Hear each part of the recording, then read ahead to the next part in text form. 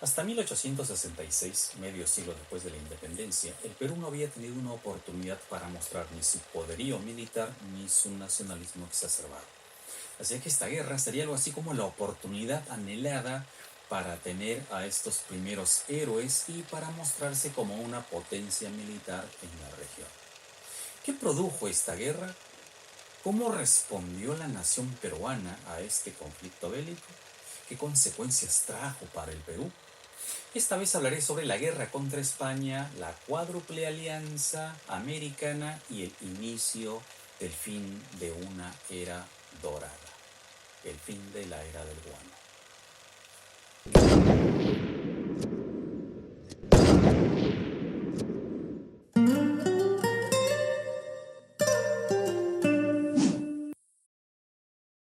Al decir de Jorge Basadre, la guerra contra España tuvo dos causas, las ocultas y las visibles. Entre las primeras podemos mencionar el anhelo y la creencia de España de que algunas familias influyentes del Perú la ayudarían a recuperar sus posesiones.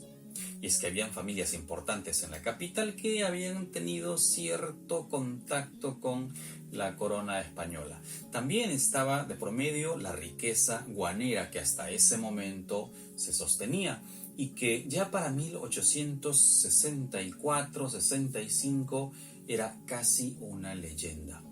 La deuda pendiente del Perú como virreinato y los papeles que se habían firmado durante la Guerra de Independencia también eran parte de estos reclamos. Además, España estaba al corriente de la política interna y de las miserias que tenía esta política peruana en aquel entonces. Entre las causas visibles se mencionan, primero, el poco tino y el deseo de crear un conflicto con España. Luego, el concepto decimonónico de honor y de dignidad nacional propio de la época, además. También pesó la intervención europea, y entre ellas la española, en eventos recientes a 1864. Por ejemplo, la Guerra de Secesión, la invasión a México, el famoso Plan Flores que se desarrolló en Ecuador, jugaron un papel importante también. A ello habría que sumar la falta de relaciones diplomáticas con España hasta ese momento, ya que los políticos y diplomáticos habían sido protagonistas de la Guerra de Independencia y en ese momento, 1864-65, todavía estaban vivos, jugaban un papel importante dentro de estas relaciones. Pero a ver, hablemos de la deuda. Esta había nacido con la independencia y estaba consagrada en la capitulación de Ayacucho, que revisábamos en un video anterior. Se tuvieron negociaciones y en estas negociaciones siempre se reconoció la deuda. Por ejemplo, en 1831 se reconoció el valor de esta deuda y para 1853, durante el gobierno de Echenique, el Estado peruano firmaba un tratado para ratificar esta deuda.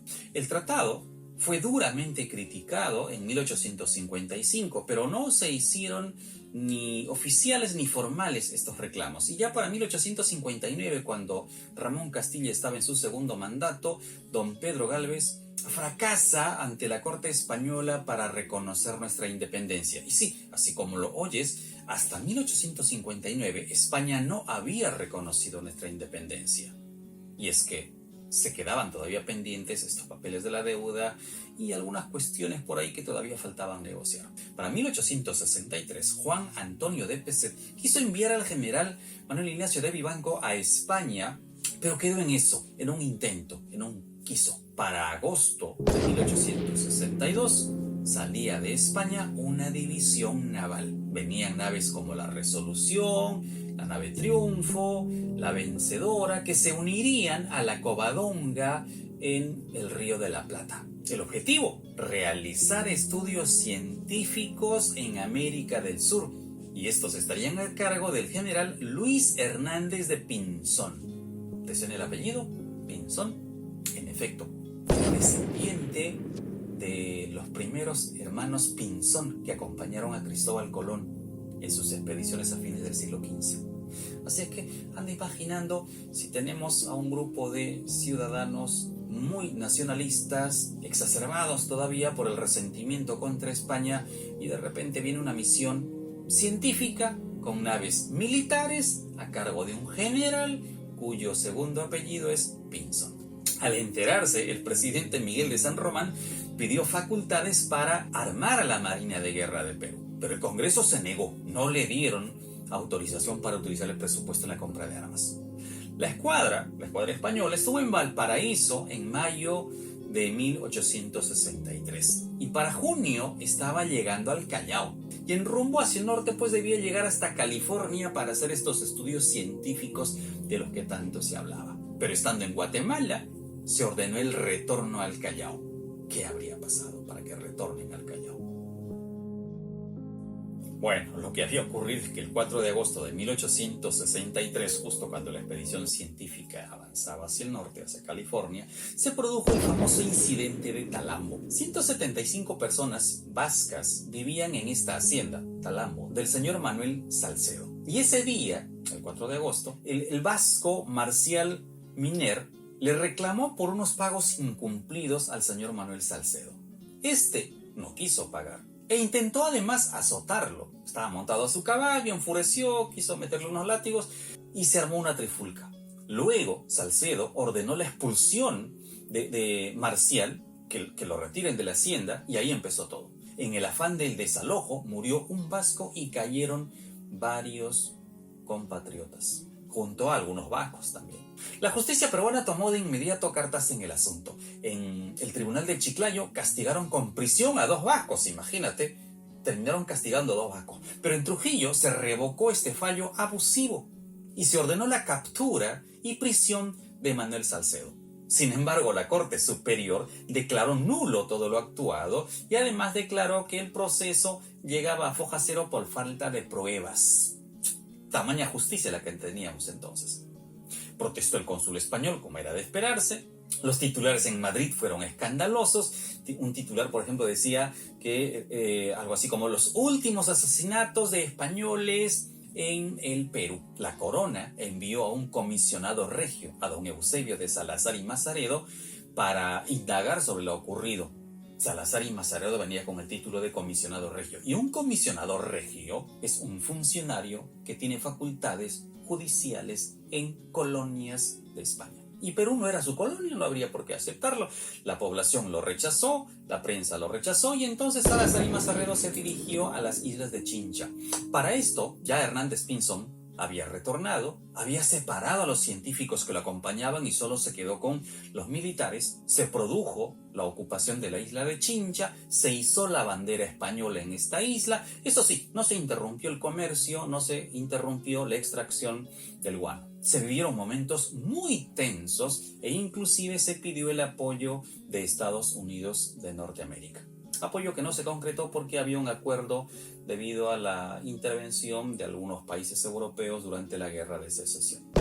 Para 1864, estamos ya más o menos en el mes de julio, se instalaba un nuevo Congreso. ¿Quiénes formaban parte de este nuevo Congreso? Agárrate. Ramón Castilla era el presidente del Senado.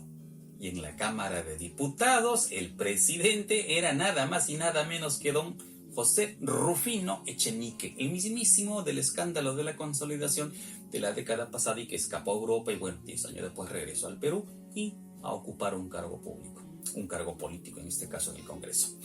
Para el 27 de enero de 1865, luego de algunos meses de negociaciones, estaba firmando el Tratado Vivanco-Pareja. Este tratado señalaba, entre tantas cosas, que el Perú reconocía al comisionado regio, que se izarían ambas banderas de Perú y de España en el Callao a manera de desagravio, que se reconocía todo lo estipulado en la capitulación de Ayacucho, que el Estado peruano le pagaría 3 millones de pesos a la misión científica por haber desviado sus indagaciones, sus investigaciones. Obviamente el tratado fue rechazado por la población, pero en principio fue aceptado por el presidente Juan Antonio de Pezet.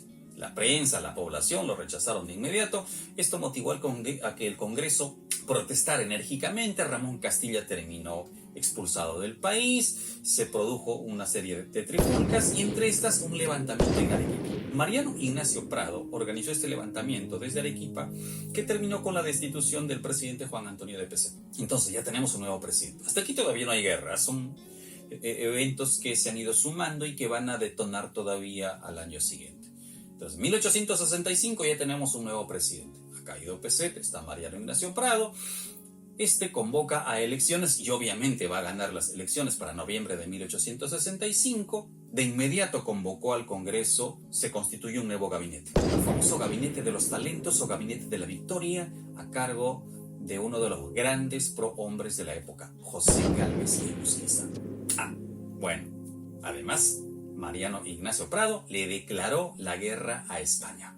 El 3 de diciembre de 1865 se firmó una alianza con Chile. Se pedía la integración de los pueblos de América. Chile de inmediato aceptó. Eso sí, hay que reconocer, Chile se sintió mal porque Perú tenía un poderío naval que en ese momento el vecino del sur no presentaba. Además, participarían dentro de esta alianza en los próximos meses Bolivia y Ecuador.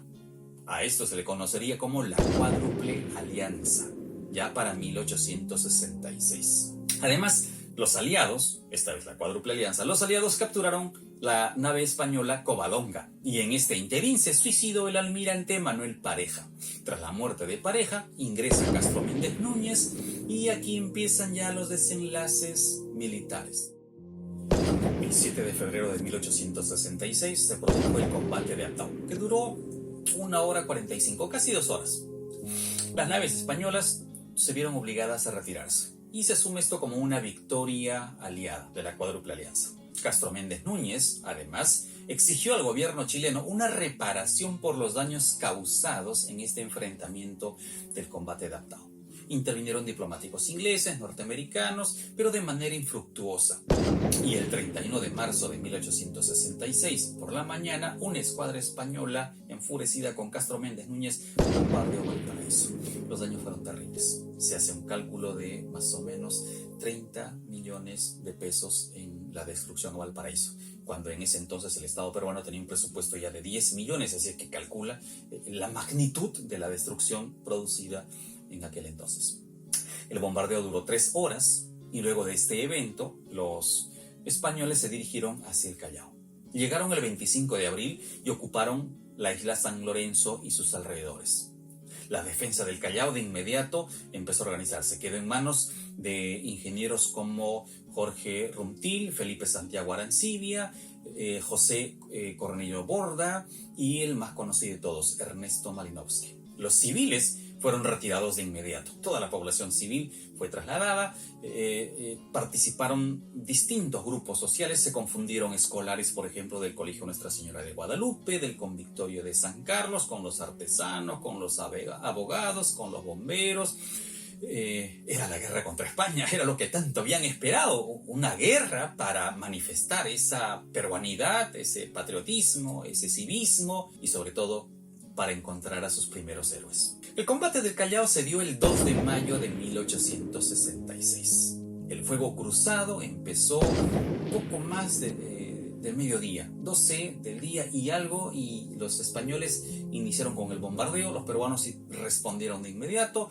A los 55 minutos de haber empezado el combate, estalló el Torreón de la Merced.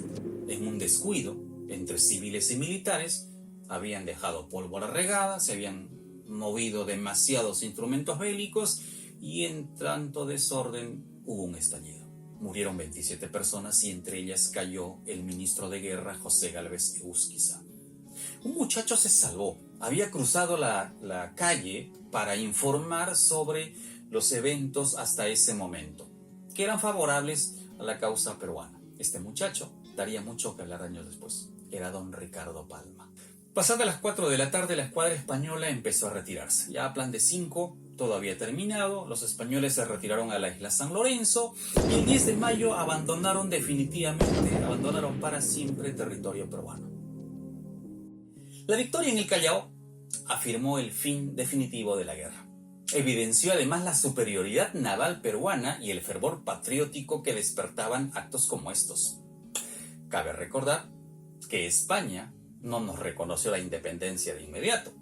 Esta se dio todavía en abril de 1879, cuando el Perú estaba entrando a otra guerra, a la guerra con Chile. Terminada la guerra y ya comprado, procurando mantenerse en el poder, llegaban 2 naves importantes para nuestra historia, el Monitor Huáscar y la fragata Independencia. Estas 2 naves se habían comprado para la guerra contra España. Lamentablemente llegaron un poco tarde. Las naves llegaron el 30 de mayo de 1866 y el combate último se produjo el 2 de mayo. Un poquito de retraso.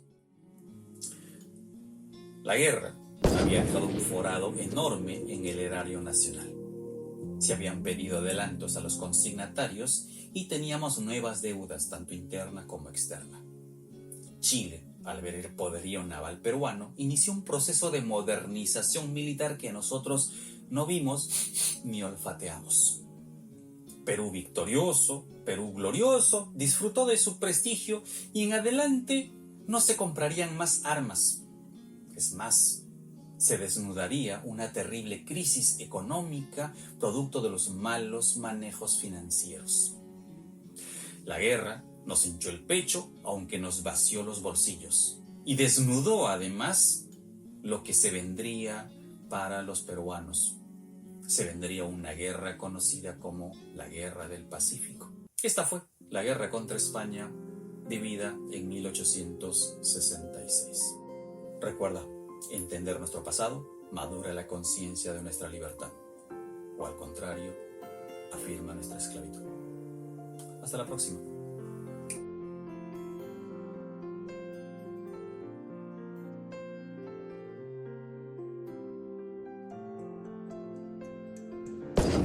Algunos eventos curiosos fue, por ejemplo, el Cañón del Pueblo, el llamado así Cañón del Pueblo, ubicado en la batería Chalaca, se desmoronó al primer disparo.